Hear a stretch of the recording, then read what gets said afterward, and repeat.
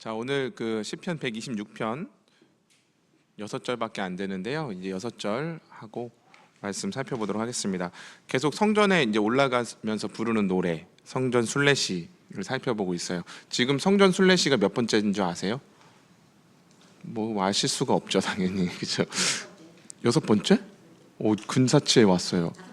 7번째. 7번째. 아깝다. 뒤로 갈 걸. 120 20 그쵸 그렇죠. 그러니까 20편부터인지는 알았는데, 그죠? 20, 21, 22, 23, 24, 25, 26, 그러니까 7번째 15개가 있고요. 15개 중에서 7번째 시입니다. 한번 본문을 쭉 읽어보도록 할게요. 126편 1절에서 6절 같이 한번 읽어보도록 하겠습니다. 시작.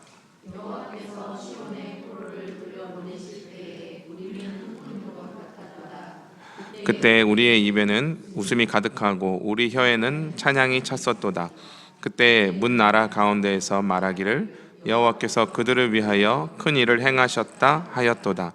여호와께서 우리를 위하여 큰 일을 행하셨으니 우리는 기쁘도다. 여호와여, 우리의 포로를 남방 시내들 같이 돌려보내소서. 눈물을 흘리며 씨를 뿌리는 자는 기쁨으로 거두리로다.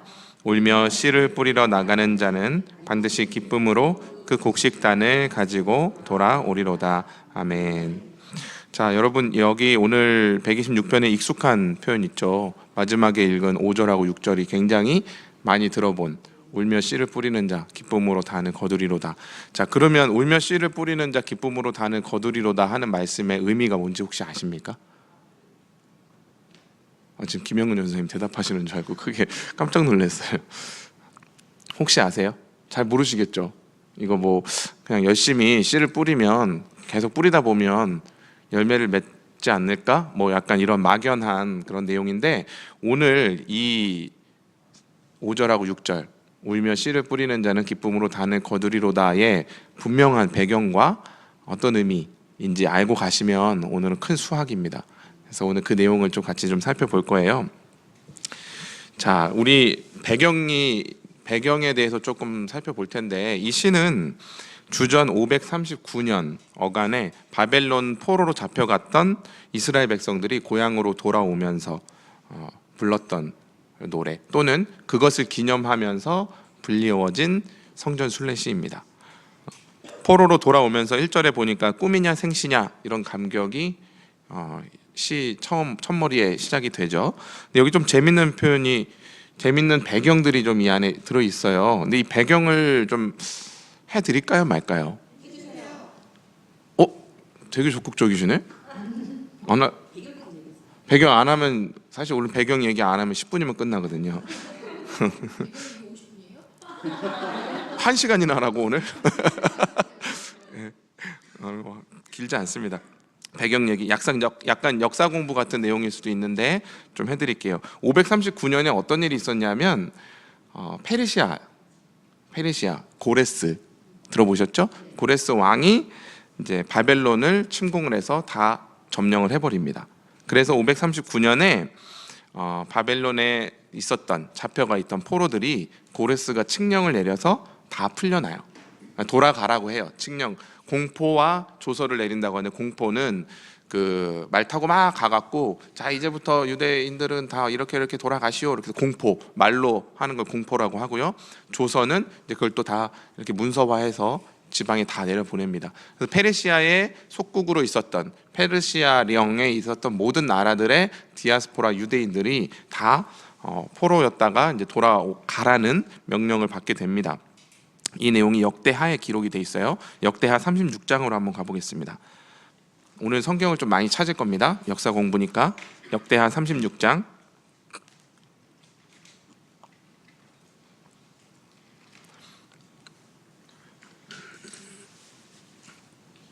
야, 우리 젊은 분들은 성경을 찾으시고, 안영훈 권사님, 이순자 권사님 이런 분들은 핸드폰을 찾으시고, 최순남 권사님.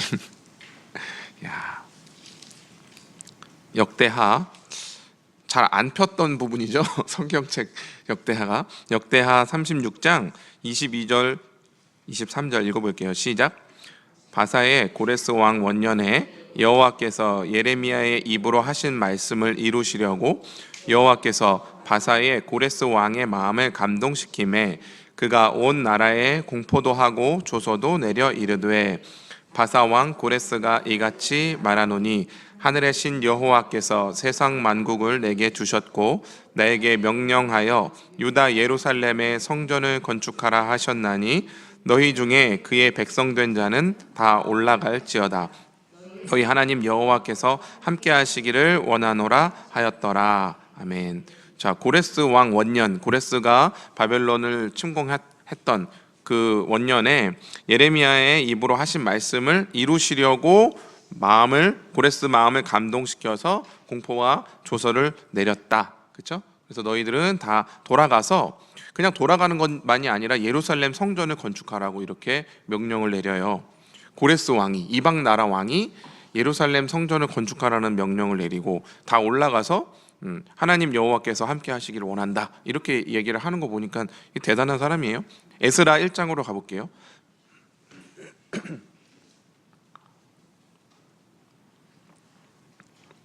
에스라 1장 1절에서 3절.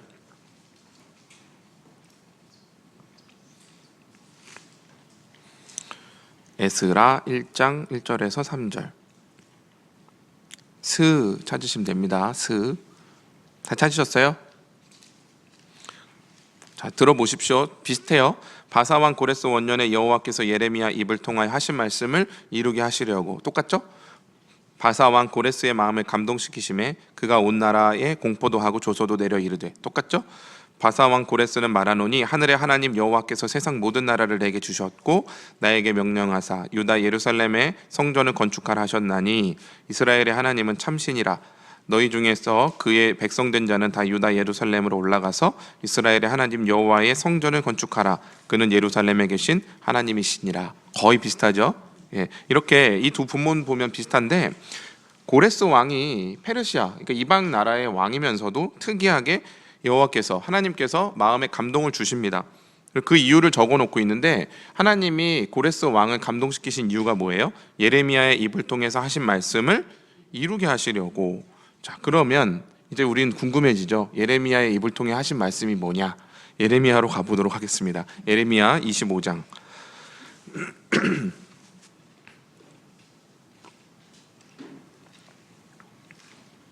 성경을 이렇게 하나의 주제를 가지고 꿰면서 좀 살펴보는 게 굉장히 중요해요. 그래야지 뭐 하나를 알아도 정확하게 알게 됩니다. 예레미야 25장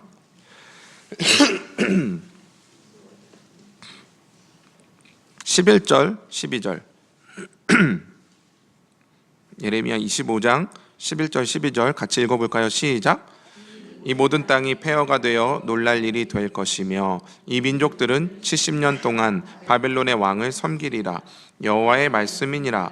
70년이 끝나면 내가 바벨론의 왕과 그의 나라와 갈대아 인의 땅을 그의 죄악으로 말미암아 벌하여 영원히 폐허가 되게 하되. 아멘. 그리고 29장 10절에 가면 이런 말씀이 있어요. 들어보세요. 여호와께서 이와 같이 말씀하시니라. 바벨론에서 70년이 차면 내가 너희를 돌보고 나의 선한 말을 너희에게 성취하여 너희를 이곳으로 돌아오게 하리라. 예레미야 예언이 뭔지 아시겠죠? 70년 차면 돌아온다는 거예요. 근데 이 예언은 사실은 끌려가기 전에 받은 예언이에요. 그리고 나서 끌려갑니다. 그러면 궁금증이 있어요. 우리 궁금증. 자, 이쯤에서 좋아. 그러면 예레미야 예언이 이렇게 70년 되면 돌아온다는 얘기가 있었는데 그럼 여러분 뭐가 궁금해지셔야 돼요, 이제? 진짜 70년이야? 진짜 70년이에요. 뭐 가짜 70년은 뭡니까? 더 오바됐거나 뭐. 아니에요. 진짜 70년인데 그럼 이제 궁금한 건 뭐냐? 아까 제가 이걸 누가 감동시켰다고요? 하나님께서 누구를? 그럼 고레스는 이걸 어떻게 알은 거야? 예레미야가 예언한 거를. 그게 궁금해하죠. 꿈꿨나? 그렇지. 뭐 이렇게 나와야 되는 거야. 꿈을 꿨나? 하나님이 꿈에서 감동을 주셨나? 뭘 어떻게 했나? 이제 여기서부터는 우리가 추리가 들어가는 겁니다. 자, 어떻게 예언을 접했느냐? 감동은 둘째치고 예언이 있다는 사실을 알아야지 감동을 받을 거 아니에요. 그렇죠? 자, 이런 거를 우리가 성경을 보면서 궁금해져야 됩니다. 그래야지 파고들면서 성경이 재미가 있어지는 거예요. 어성경이 이거 잘하는데 어성경 오늘 안 오셨어. 내가 사실 물어보려고 그랬거든. 이거 오시면 이거 어떻게 된 거냐 이렇게. 자, 이거 예레미야가 예언한 말씀이 이루어져야 한다는 사실을 누가 전했을까? 다니엘서로 한번 가봅시다. 다니엘서 1장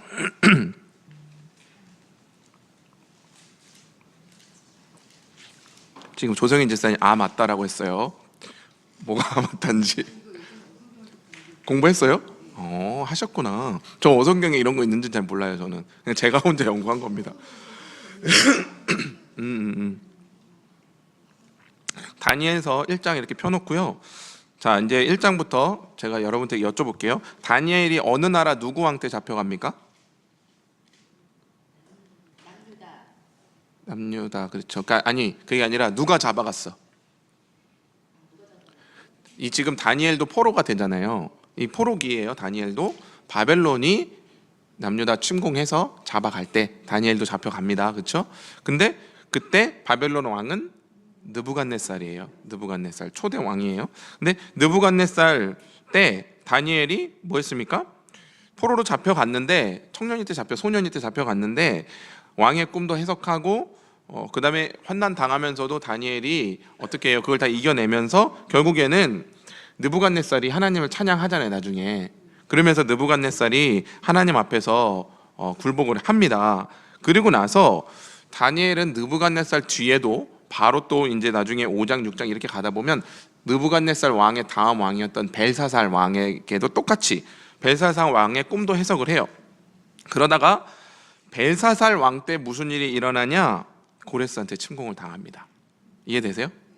벨사살 왕 때 고레스에게 침공을 당해서 6장 28절 다니엘 6장 28절에 보면 이렇게 나와요. 이 다니엘이 다리오 왕의 시대와 바사 사람 고레스 왕의 시대에 형통하였더라 이렇게 나오는 거 보니까 지금 고레스 왕 때까지 다니엘이 살아 있는 겁니다. 자, 그런데 이때 539년에 그러니까 바벨론이 고레스에게 침공을 당한 다음에 페르시아의 속국이 되죠.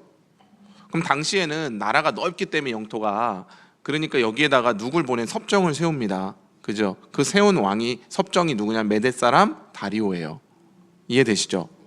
그리고 나서 이제 다리오 왕이 바벨론의 왕이 되었을 때 이제 다리오 왕하고 다니엘의 스토리가 또 전개가 되면서 사자굴 사건이 나오는 거예요. 이제 좀 이해되십니까? 전체적으로 여러분이 가지고 있는 지식의 파편들이 다 연결이 되죠. 그러면서 느부갓네살, 벨사살, 다리오 다 어떻게 해요? 다니엘의 믿음 때문에 하나님을 두려워하게 돼요. 그러니까 이 다니엘서에 보면 바사 사람 고레스 왕의 시대에도 다니엘이 형통하였다라 이렇게 나오는 거예요. 그러면서 다니엘 9장 2절로 한번 가볼게요. 다니엘 9장 2절.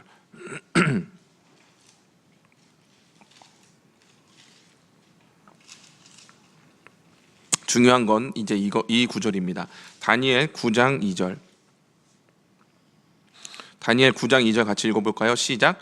곧 그 통치 원년에 나 다니엘이 책을 통해 여호와께서 말씀으로 선지자 예레미야에게 알려주신 그 연수를 깨달았나니 곧 예루살렘의 황폐함이 70년 만에 그치리라 하신 것이니라. 아멘. 여기 보니까 다니엘이 뭘 통해? 책을 통해 여호와의 말씀으로 선지자 예레미야에게 알려주신 연수를 깨달았다. 그러니까 예레미야가 기록해 놓은 예레미야의 책을 다니엘은 접한 거죠. 그러니까 다니엘이 그걸 깨닫고 나서 그 뒤에 보면 이제 여기 3절부터는 다니엘이 그걸 가지고 막 죄를 뿌리고 기도하면서 엄청나게 하나님 앞에 회개하면서 하나님 앞에 돌이켜달라고 나라를 돌아가게 해달라고 막 기도를 합니다. 이제 좀 실타래가 풀리시죠. 그러니까 다리오가 페르시아의 속국이 된 바벨론의 섭정 왕이 된 해 다니엘이 예레미야 선지자의 예언을 접하고 깨닫습니다. 그리고 나서 죄를 덮어쓰고 기도하고 간구하며 예언대로 이루어지기를 기도해요. 그리고 엄청나게 길게 그 기도가 적혀져 있어요. 이 내용을 종합을 해볼 때 우리가 추정하건대 이미 느부갓네살부터 벨사살 그리고 다리오까지 다니엘이 가진 신앙의 명성은 어땠을까요? 자자했을 거 아닙니까? 그래서 다리오 왕도 다니엘을 인정하거든요. 나중에 그런 걸 봤을 때는 고레스가 다리오를 바벨론의 섭정으로 세우러 왔을 때, 취임식을 하러 왔을 때, 또는 뭐 그 어간에 다니엘을 만났을 가능성이 높다. 그리고 저는 이것이 고레스에게도 예레미야 예언이 알려지게 되는 결정적인 계기가 되지 않았을까 한다는 거예요. 성경 안에서는 뭐 그 내용이 정확하게 다니엘이 고레스 왕에게 이걸 알려줬다 이런 뜻은 없지만, 이런 내용은 없지만 이렇게 추정을 할 수 있었지 않을까. 그래서 그 예언을, 예레미야 예언을 접한 고레스가 하나님께서 그 마음을, 이제 말씀을 들었으니까 감동시키셔서, 고레스가 얘네들을 보내서 지금 나에게 이렇게 페르시아 전체 부강한 나라를 이루게 하신 분은 여호와 하나님이신 것 같아, 이렇게 하면서 그들에게 예루살렘 성전을 다시 가서 건축해라. 그리고 가는 그 이스라엘 백성들에게 페르시아의 곳곳에 살고 있었던 사람들이 갈잖아요. 빈손으로 보내지 말고 금, 은 뭐 다 해갖고 보내서 얘네들 성전 세울 수 있게 도와줘, 이렇게 했다는 얘기죠. 좀 이해가 되십니까? 그러니까 고레스는 사실은 바벨론의 다른 왕들, 아까 느부갓네살, 벨사살, 다리오랑 다니엘이랑 한판 붙은 다음에 무서워서 하나님을 경외한 거랑은 좀 다르게 예언을 듣고 바로 믿고 순종을 합니다. 그래서 이사야 선지자는 고레스를 기름 부음 받은 자다, 이렇게까지 칭하기도 해요. 이해되시죠? 자, 제가 이제 길게 배경 설명을 했는데 결국 무슨 얘기냐? 이렇게 엄청난 역사적인 배경을 가진 내용이 포로 귀환의 시작점에 있다라는 얘기예요. 그리고 여러분, 포로 귀환이 몇 차례에 걸쳐서 이루어졌는지 아세요? 3차례. 537년, 그러니까 539년에 칙령이 내려지고 2년 후에, 이게 날짜 거꾸로 가는 거 아시죠? 연수가. 그 537년에 1차 포로 귀환이 스룹바벨이라는 인도자, 선지자의 인도를 통해서 49,897명이 와요. 그러니까 5만 명이 가까운 사람이 돌아옵니다. 그리고 79년이 지난 뒤에 458년에는 에스라, 이해되죠? 에스라, 아까 전에 에스라서를 우리 읽었잖아요. 에스라서 1장 읽었잖아요. 그래서 그 칙령이 내려져서 자기들도 돌아오게 됐다는 얘기를 섬에 써놓은 거예요, 에스라서에. 그 에스라의 인도로 2차 귀환, 그때 인원이 그렇게 많지 않아요. 그리고 14년 뒤인 444년에 느헤미야 인도로 3차. 그래서 총 거의 93년, 100년에 가까운 포로 귀환이 이루어집니다. 이 일들이 처음에 5만 명이 돌아올 때 이스라엘 백성들에게 얼마나 꿈만 같았던 일들이었겠어요. 자기들이 도저히 돌아갈 수 있을 거라고 생각하지 않았거든요. 그래서 1절에 이렇게 말씀하는 거예요. 1절 한번 보세요. 시편 다시 126편으로 돌아와서 같이 한번 읽어볼까요? 시작. 여호와께서 시온의 포로를 돌려보내실 때에 우리는 꿈꾸는 것 같았도다. 이 원문을 보면 꿈이야 생시야, 이거 볼을 꼬집어서 내가 꿈인지 생시인지 확인해 봐야겠어라는 그런 의미예요. 이게 지금 1절이 얼마나 말도 안 되는 상황이 벌어졌길래 꿈꾸는 것 같다, 이렇게 얘기를 했을까요? 여러분, 예레미야 선지자 제가 이야기를 했죠. 예레미야가 처음에 이스라엘이 잡혀갈 것을 예언하고 또 포로에서 귀환할 것도 예언했을 때 그것을 믿는 사람은 아무도 없었어요. 왠 줄 아세요? 처음에 예언했을 때는 안 잡혀갈 줄 알았고, 그 다음에 예레미야가 예언한 대로 실제로 다 잡혀갔을 때는 돌아올 거라고 믿지를 못한 거예요. 당연히. 왜냐하면 눈앞에서 다 잡혀갔거든요. 예레미야가, 그러니까 절대로 아무도 돌아올 것을 꿈꾸지 못하던 때에 나라가 망하기 직전에 하나님이 예레미야에게 무슨 일을 시키시냐면 아나돗이라는 곳, 그러니까 이스라엘 영토 안에, 유다 영토 안에 있는 아나돗에 밭을 사라고 그래요. 하나님이 밭을 사래. 그러니까 예레미야가 사라고 하니까 사요. 예레미야는 우울증 환자인 거 아시죠? 하나님이 시키니까 하긴 합니다. 근데 이해는 안 돼요. 그리고 눈앞에는 예레미야 때는 예언이 하나도 이루어지지 않아요. 그러니까 예레미야는 시키는 대로는 하고 예언은 들었지만 하나님이 말씀하신 명령들이, 그리고 예언들이 이루어지는 걸 한 번도 보지 못하는 사람이에요. 결국 돌아오는 것도 못 봅니다, 예레미야는. 자, 밭을 샀어요. 근데 바벨론이 유다를 침공해 들어와서 다 폐허를 만들었어요. 그렇죠? 그리고 유다 마지막 왕이 누구였습니까? 시드기야 왕. 여러분, 이제 좀 파편이 막 있는 게 좀 종합이 되셔야 되는데, 시드기야 왕 하면 눈이 뽑혀서 바벨론에 끌려간 왕, 마지막 왕, 그리고 시드기야 왕의 아들들이 바벨론 왕이 왔을 때 다 자기 눈앞에서 죽여요. 그리고 그 귀족들을 다 죽여요. 그걸 유다 사람들이 다 보는 앞에서 한단 말이에요. 그래 놓고 왕 눈을 뽑아갖고 쇠사슬 채워서 바벨론으로 끌고 가는 걸 봤단 말이에요, 유다 사람들이. 그러니까 무슨 예레미야 예언을 믿어요? 돌아올 거라고. 아무도 안 믿습니다. 그걸 유다 백성들이 다 지켜보거든요. 밭도 샀는데, 땅이고 뭐고 다 뺏길 건데 하나님은 왜 밭을 사라고 했을까? 불평도 해요. 슬프도다 이렇게 하고, 하나님 지금 다 뺏겼어요. 밭을 사면 뭐 합니까? 이때 하나님이 이렇게 말씀을 하시는 거예요. 예레미야 32장 36절에서 41절 한번 가보도록 할게요. 예레미야 32장 36절에서 41절.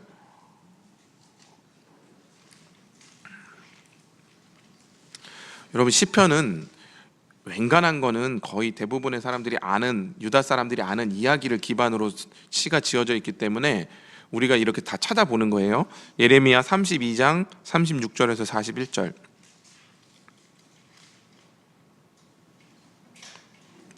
(32장) 36절 41절 같이 읽어볼까요? 시작. 그러나 이스라엘의 하나님 여호와께서 너희가 말하는 바 칼과 기근과 전염병으로 말미암아 바벨론 왕의 손에 넘긴 바 되었도다 하는 이 성에 대하여 이와 같이 말씀하시니라. 보라, 내가 노여움과 분함과 큰 분노로 그들을 쫓아보내었던 모든 지방에서 그들을 모아들여 이 곳으로 돌아오게 하여 안전하게 살게 할 것이라. 그들은 내 백성이 되겠고 나는 그들의 하나님이 될 것이며 내가 그들에게 한 마음과 한 길을 주어 자기들과 자기 후손의 복을 위하여 항상 나를 경외하게 하고 내가 그들에게 복을 주기 위하여 그들을 떠나지 아니하리라 하는 영원한 언약을 그들에게 세우고 나를 경외함으로 그들의 마음에 두어 나를 떠나지 않게 하고 내가 기쁨으로 그들에게 복을 주되 분명히 나의 마음과 정성을 다하여 그들을 이 땅에 심으리라. 아멘. 마지막 절만 기억하시면 돼요. 그들을 이 땅에 심으리라. 하나님은요, 예레미야에게 지금 다 잡혀간 상황에서 이 예언을 주시는 거예요. 예레미야 선지자가 이 얘기를 유다 사람들한테 했을 때 돌 맞았을 거예요. 너 지금 다 잡혀갔고 왕도 잡혀갔고 귀족들 다 죽었는데 지금 이 상황에서 너 지금 이게 지금 예언이라고 하는 거야? 그랬겠죠. 예레미야 애가가 뭐예요? 예루살렘이 완전 폐허가 돼서 다 완전히 망하고 길거리에서 사람이 먹을 게 없어갖고 사람이 사람 아이를 먹고 막 이런 상황에서 예레미야 애가 쓰여졌잖아요. 그러니까 굉장히 지금 참혹한 상태, 예언이고 뭐고 말씀이고 뭐고 완전히 하나도 이루어질 것이라고 예측할 수 없는 상태라는 거예요. 근데 실제로 그 일이 일어났으니 백성들이 진짜 꿈인가 생신가 했겠죠. 자, 그랬더니 2절하고 3절 한번 보세요. 다시 시편으로 돌아와서 126편 2절하고 3절. 이제 그 꿈인가 생신가 한 1절의 말씀에 이어서 2절하고 3절 제가 읽어드릴게요. 그때 우리 입에는 웃음이 가득하고 우리 혀에는 찬양이 찼었도다. 그때 문 나라 가운데에서 말하기를 여호와께서 그들을 위하여 큰 일을 행하셨다 하였도다. 여호와께서 우리를 위하여 큰 일을 행하셨으니 우리는 기쁘도다. 자, 이게 과거형으로 쓰여 있잖아요. 포로 귀환을 약간 회상하는 거예요. 우리 1차로 포로 귀환 돌아왔을 때 우리 입술에 우리 혀에 찬양이 찼었어. 그리고 모든 나라가 그거는 말도 안 되는 기적인데 하나님이 큰 일을 행하셨기 때문에 가능했어. 이렇게 말한다고. 그래서 우리는 너무나 그 큰 일 때문에 기쁘다고 이렇게 얘기를 하는. 그러면서 이제 4절에 시인이 이스라엘의 완전한 회복을, 완전한 포로 귀환을 간구하는 내용입니다. 4절 한번 같이 읽어볼게요. 시작. 여호와여 우리의 포로를 남방 시내들 같이 돌려 보내소서. 자, 그러면 1차 포로 귀환이 끝난 다음에 이 시를 지어 불렀던지 아니면 2차 이후에 불러 보냈던지 간에 거의 100년 어간 가운데 포로 귀환이 있었다 했잖아요. 그러니까 굉장히 예루살렘으로 이스라엘 백성들이 다 돌아오기를 염원하는 마음으로 이 시를 지었을 건데 이때 4절에 이렇게 간구하는 거예요. 남방 시내들 같이 돌려보내소서. 포로 귀환이 끝나지 않은 시점에서 남은 포로들을 보내달라는 간구. 그죠? 근데 여러분 여기서 남방이라는 거는 네게브라고 해서 팔레스틴 남쪽 광야를 가리키는 고유 명사입니다. 네게브. 그 네게브는 건기 때는 통행로가 돼요.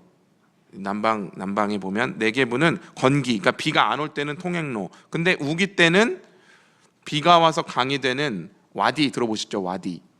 그러니까 골짜기인데 사람들이 다니는 통행로인데 건기 때는 통행로, 근데 비가 오면 물이 차니까 거기는 이제 시내가 되는 거예요. 근데 이 와디들처럼 남방 시내들, 우기의 남방 시내들 같이 포로들을 돌려보내달라는 거예요. 지금은 건기라서 물이 하나도 없지만 비가 내려서 우기가 되면 많은 물이 이 와디를 통해서 힘차게 흘러내려오는 것처럼 우리 민족, 우리 동포들 물밀듯이 돌아오게 해달라, 이런 강구를 지금 하고 있는 겁니다. 자, 그러면 이제 우리는 또 궁금해져야 돼요. 왜 이런 강구를 했을까요? 칙령을 내렸으니까 막 돌아오면 되는데 왜 이런 강구를 했을까요? 포로 귀환의 숫자를 보면 처음에는 5만 명, 근데 2차 때는 2천 명이 채 안 돼요. 1,700 몇 명인가 그래요. 3차 때는 인원을 거의 알 수 없어요. 별로 없어. 점점 더 소수. 잡혀간 숫자에 비하면 돌아온 숫자는 턱없이 부족해요. 굉장히 많은 사람들이 어디에 남아있는 거예요? 바벨론 남아있는 거예요. 페르시아의 속국인 바벨론 안에 그대로 남아있는 겁니다. 그러니까 여러분, 이제 이 강구는 여기서부터는 신앙의 문제인 겁니다. 앞에는 역사의 내용이었어요. 그리고 고레스의 칙령까지 하나님이 이루신 일이었어요. 근데 이제부터는 신앙의 문제인 거예요. 하나님께서 예레미야에게 하신 예언을 통해서 고레스라는 페르시아 이방 왕의 마음까지 감동시켜서 칙령을 내리고 물꼬가 다 터졌는데 어때요? 이제 안 돌아오는 겁니다. 페르시아 왕의 속국이었던 바벨론에 이스라엘 백성들이 그냥 눌러 산 거예요. 끌려갈 때는 너무나 고통스러웠어. 난 돌아오고 싶고 고향으로 왔으면 좋겠고 도저히 못 살겠고 했는데 70년의 세월이 지나면서 이제 정말 정작 예레미야에게 주신 예언의 말씀이 성취가 돼서 돌아오게 됐는데, 이방 나라에 살던 이스라엘은 이방 나라에서 사는 삶이 익숙하고 편안해진 겁니다. 이해되세요?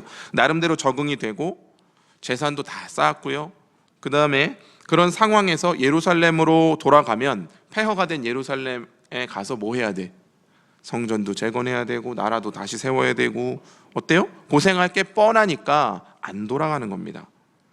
이야기도 들었을 거예요. 1차 포로 귀환으로 5만 명 갔는데 생고생하더라. 가서 성벽도 무너져 있고 성전도 없고 죽을 고생을 해. 그리고 이방 나라들이 호시탐탐 여기 돌아온 이스라엘 얘네 성벽도 없고 그냥 가서 막 다 약탈해도 돼 이러면서 어때요? 생명의 위협을 느꼈겠지? 그러니까 뭐예요? 여기가 더 안전해. 거기 뭐하러 가? 예루살렘.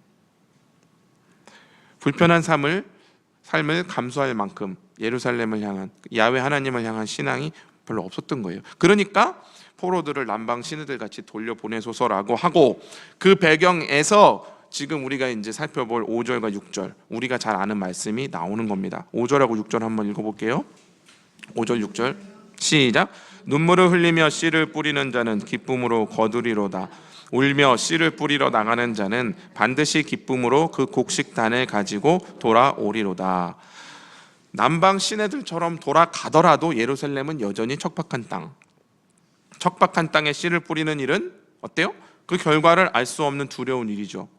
그리고 그들이 익숙한 바벨론에 살던 삶의 패턴이 아닙니다. 그들은 여전히 바벨론에 속해서 살고 싶고, 거기서는 70년 동안 살다 보니 이제 어떻게 살아야 되는지 알아요. 적어도 예측은 돼요. 애굽을 떠나서 광야에서 죽는 것보다는 애굽에서 노예살이를 하면서 적어도 먹을 것은 보장이 되던 노예 삶이 낫다고 불평하던 이스라엘 백성들과 비슷해요. 그죠? 이들이 눈물로 씨를 뿌린다는 건 뭐냐면 다시 예루살렘으로 돌아와서 척박한 땅에 새로운 삶을, 새로운 신앙을 시작하기로 결단한다는 것을 의미합니다. 그렇죠? 여러분, 우리가 신앙으로 사는 일이 이거랑 비슷해요. 신앙으로 사는 일이, 저와 여러분이 말씀을 듣고 그 말씀이 우리의 마음에, 그리고 우리의 삶에, 우리의 생애 가운데 씨로 뿌려져서 그것들이 뿌리 내리고 열매 맺는 일은 눈물로 씨를 뿌리는 일과 비슷합니다. 힘들어요. 제일 어려운 게 뭐냐? 우리의 신앙생활은 해도 익숙하지가 않아. 그렇지 않습니까? 목사님이신데 신앙생활 익숙하십니까? 날마다 힘들어요. 이상하죠. 저도 목사인데 권사님들은 좀 어떠세요? 신앙생활 한 20, 30년 하셨는데 어때요? 지금 그쵸. 지금 최순남 권사님이 저한테 이렇게 얘기했어요. 이렇게 표정 딱 이렇게 해서 뭐냐면 힘들어요. 이게 그냥 시간이 가면 갈수록 나 이제 신앙 안에서 익숙해. 교회는 내 집이야. 아버지의 집. 그리고 말씀 탁 펴면 다 순종하고 싶고 다 좋고, 그게 아니에요. 날마다 눈물로 씨를 뿌리는 일이 우리의 신앙생활이라는 거예요. 근데 참 희한해 그게.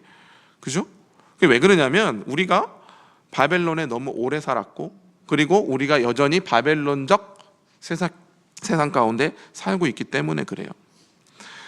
예측이 안 됩니다. 씨를 뿌려도 열매를 맺을지. 한 해는 씨를 뿌렸다가 흉년 들고, 또 한 해는 씨를 뿌렸는데 새들이 다 쪼아먹고, 한 해는 해가 너무 강해갖고 식물들이 나오다가 다 말라 비틀어져 버리고, 그죠? 씨를 뿌렸는데 열매가 없는 결과를 맞이해요. 우리 신앙생활이 그렇잖아요. 도대체 교회를 다니고 예배 드리고 말씀 듣고 또 옆에 있는 사람도 사랑하고 뭐 또 해보고 말씀 순종도 해보려고 하는데 열매가 없는 것 같아. 이상해. 가면 갈수록 척박해. 이상해. 그게 이제 우리가 겪는 이 신앙의 여정이라는 거죠. 근데 주님이 말씀을 하시는 거, 그럼에도 뿌려라. 반드시 기쁨으로 그 곡식단을 가지고 돌아올 것이다. 이렇게 얘기를 하시는 거예요. 여러분, 그 해도 안 되는 일들 한번 해보셨어요? 뭐 계속 밑 빠진 독에 물 붓듯이 해봐야 안 되는 그런 일들, 뭐 지금도 경험하고 계시기도 할 거고 인생 가운데 그런 일들 많이 있으셨죠? 근데 여러분, 어떤 게 제일 힘드신가요? 저는 짧은 인생이지만 신앙생활하고 인생살이 해보면서 사람이 제일 힘든 것 같아요. 사람이 교회나 또 뭐 관계에 이렇게 되어 있는 사람들에게 어떤 기대를 하고 씨를 뿌리는 일만큼 그 어려운 일이 없어요. 여러분, 예수 안 믿는 어떤 가족 하나 한번 주님 앞에 돌이키려고 해보세요. 열매 맺힙니까? 안 맺혀요. 죽어도 안 맺혀요. 죽어도. 그 교회에서 함께하는 어떤 지체 하나 참고 인내하며 계속해서 말씀을 뿌리지만 변화될 것 같지만 변화가 안 돼요. 그러면 제일 힘든 사람 누구예요? 나잖아. 나 계속 말씀 듣고 기도하고 교회생활 신앙생활 하면 내 좀 변할 것 같은데 어때요? 안 변해. 이렇게 척박한 땅이 없어. 설교 들으면 사람이 변합니까? 안 변해요. 정말 안 변해. 저는 설교를 듣고 사람이 변화되는 일을 본 일이 없어요. 그래서 목사로 사는 게 쉽지가 않아요. 그죠, 목사님? 왜 개척을 하려고 그래 근데. 설교해도 사람들이 안 변해. 참 힘겨워. 근데 결국 본인이 하고 싶은 대로 다 하고 나서 말씀이 언제 역사를 하느냐? 설교를 들을 당시에 역사하는 게 아니라 나중에 역사를 합니다. 70년 후에. 환장해. 하나님이 치시면 역사를 해요. 이스라엘 백성들하고 똑같아. 좀 다 같이 알아듣고 이성적으로 합리적으로, 자 우리 다 같이 좋은 교회 해봅시다, 좋은 가정 만들어 봅시다, 뭐 이렇게 좀 했으면 좋겠는데, 이런 꿈은 청년들이나 꾸지 시간 조금 지나면 어른들은 다 압니다. 그런 이상보다 현실적인 바벨론적인 삶이 훨씬 더 각박하다는 거 다 알아요. 뭔 그런 달달한 이야기를 해, 이제 이렇게 생각을 하는 거죠. 여러분, 우리 한국교회 지금 실정을 보시면 어떻습니까? 씨를 뿌려서 열매를 맺기는커녕 지금 열매 맺어 있는 그 뭐 나무들, 줄기들까지도 다 지금 베어져 버리는 것 같은 상황 아닙니까? 불신앙, 교만, 자기의 오름, 이런 것들이 우리 신앙의 자리를 다 대체하고 우리의 자리들을 다 빼앗는 것 같은 그런 형국이에요. 결국 뭐냐? 여전히 우리가 익숙한 자리는 세상살이, 바벨론, 세상살이가 더 중요하고, 그게 더 크게 보이기 때문에 바벨론에 눌러 앉아있고 사는 거고, 그렇게 사는 신자들이 정말 많다는 거예요. 하나님께서 기회를 주시고 돌이키시려는데도 돌아오기를 싫어해서, 그죠? 돌아오면 힘겹고 눈물 나고 어려울 것을 다 알기 때문에 이전과 같은 열심이나 헌신도 참 교회 안에서 보기가 힘들어집니다. 그래서 여러분, 교회 안에서 저는 뭐 요즘 시대 그런 것 같아요. 합리성도 이야기하고 상식도 이야기를 하는데 정작 눈물로 씨를 뿌리는 사람들을 찾아보기가 참 적은 시대 아닌가, 교회 안에서. 저는 여러분들이 굉장히 귀해요. 여러분들이 여기 수요 모임에 오셔서 말씀 들으시는 이 자체도, 그리고 또 여기 면면을 보면 함께 교회를 향해서, 사람을 향해서 씨 뿌리시는 분들이잖아요. 그래서 저는 여러분들에게 소망이 있다고 생각을 하는데, 희생이나 자기가 손해보는 일을 조금 더 하지 않으려는 그런 이 세상 사람들 안에서 우리는 끝까지 그래도 말씀으로 씨를 뿌리고 어떻게든 기쁨으로 단을 거둘 걸 믿고 나아가는 그런 신앙의 사람들이 되셨으면 좋겠습니다. 자, 그래서 주님은 여전히 우리가 가야 할 길을 좁은 길이다 이렇게 부르시는지도 모르겠어요. 다수가 선호하는 큰 길, 대로가 아니라 소수의 사람들이 가는 좁은 길, 좁은 문, 그것들을 우리에게 허락을 하십니다. 그러니까 우리한테 주어지는 믿음의 씨름, 신앙의 도전, 이런 것은 다 이 좁은 길을 향해서 걸어가는 것이 아닐까 생각을 해요. 결국 울며 씨를 뿌리는 사람의 희생이 있었기 때문에 저는 오늘 저와 여러분들이 교회 생활한다고 믿어요. 한국 교회도 그래서 지금 세워져 있다고 믿습니다. 너무나 당연한 이야기 같지만 우리의 가정, 그리고 우리 교회에 누군가의 눈물, 그리고 기도, 희생이 심어져 있어서 지금 우리가 신앙생활을 하고 있다는 사실을 여러분들이 마음 깊이 새겨 넣으셨으면 좋겠습니다. 근데 여러분, 이 씨앗을 이 눈물을 흘리면서 이 씨앗을 누가 가장 먼저 뿌리기 시작했는 줄 아십니까? 아까 제가 예레미야의 예언을 읽어드리면서 마지막에 그 32장 41절에 보면 지나가면서 이런 얘기가 있었어요. 제가 읽어드릴게요. 한번 들어보세요. 내가 기쁨으로 그들에게 복을 주되, 여기서 내가가 누구예요? 하나님이죠. 내가 기쁨으로 그들에게 복을 주되 분명히 나의 마음과 정성을 다하여 그들을 이 땅에 심으리라. 누가 심으시는 거예요? 하나님이 심으시잖아요. 누구를? 이스라엘 백성들을. 그렇죠? 그러니까 우리를 씨로 심으신대요. 우리는 우리가 뿌리는 씨, 우리가 울며 씨를 뿌리는 어떤 그 행위만 생각하지만 그게 아니고 우리가 씨래요. 우리를 씨로 뿌렸대요. 하나님이 울며.